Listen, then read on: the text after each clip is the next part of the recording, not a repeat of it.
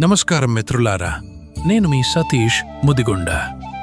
ఈరోజు నేను ప్రపంచంలో అత్యంత పవిత్రమైన క్షేత్రాలలో ఒకటైన వారణాసి అంటే కాశీ నగరంలో ఉన్న కొన్ని ప్రముఖ దేవాలయాల గురించి మీతో పంచుకోబోతున్నాను.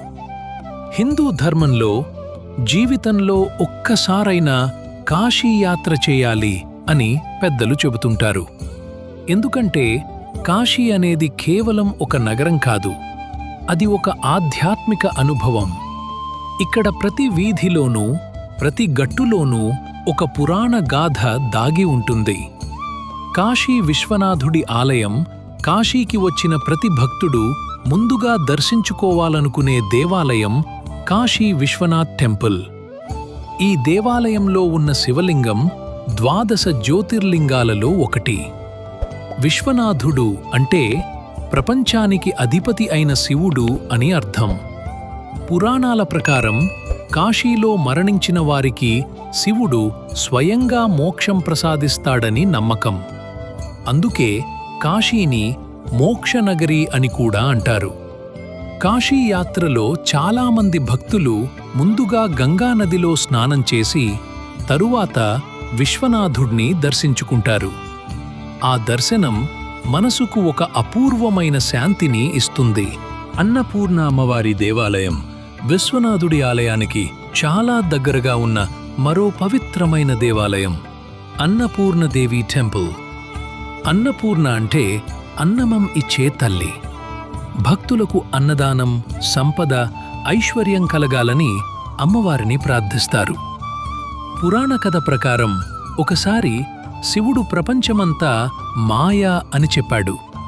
అప్పుడు పార్వతీదేవి అన్నపూర్ణ రూపంలో ప్రత్యక్షమై ప్రపంచానికి అన్నం ఎంత ముఖ్యమో చూపించింది.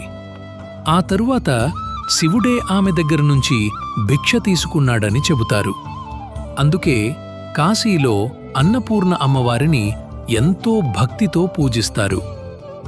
సంకటమోచన్ హనుమాన్ దేవాలయం కాశీలో మరో ప్రముఖ దేవాలయం సంకట్మోచన్ హనుమాన్ టెంపుల్.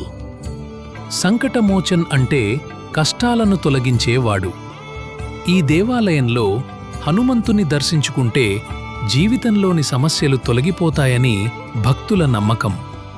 ఈ దేవాలయాన్ని ప్రసిద్ధ భక్త కవి తులసీదాస స్థాపించారని చెబుతారు.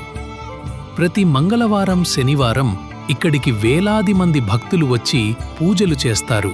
కాలభైరవ స్వామి కాశీ క్షేత్రానికి కాపలాదారుడిగా భావించే దేవుడు. Call Bhairava temple. కాలభైరవుడు శివుడి ఉగ్ర రూపం. స్థానికుల విశ్వాసం ప్రకారం కాశీకి వచ్చిన ప్రతి భక్తుడు కాలభైరవ స్వామిని దర్శించుకుంటేనే యాత్ర పూర్తవుతుంది. అందుకే కాలభైరవుని కాశీ నగర రక్షకుడు అని కూడా అంటారు.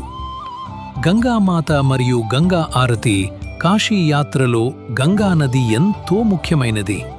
ముఖ్యంగా దశాశ్వమేధ్ ఘట్ వద్ద జరిగే గంగా ఆరతి ప్రపంచ ప్రసిద్ధి పొందింది.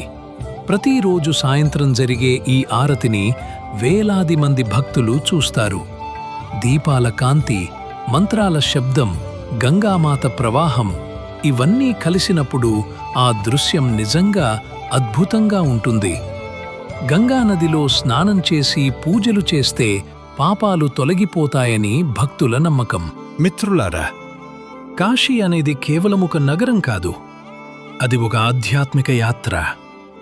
ఇక్కడ విశ్వనాథుడు, అన్నపూర్ణ అమ్మవారు, సంకటమోచన్ హనుమాన్, కాలభైరవ స్వామి, గంగామాత దర్శనం చేస్తే మనసుకు ఒక అద్భుతమైన శాంతి లభిస్తుంది. మీ జీవితంలో అవకాశం వచ్చినప్పుడు తప్పకుండా కాశీ యాత్ర చేయండి. ఆ అనుభవం జీవితాంతం గుర్తుండిపోతుంది. ధన్యవాదాలు.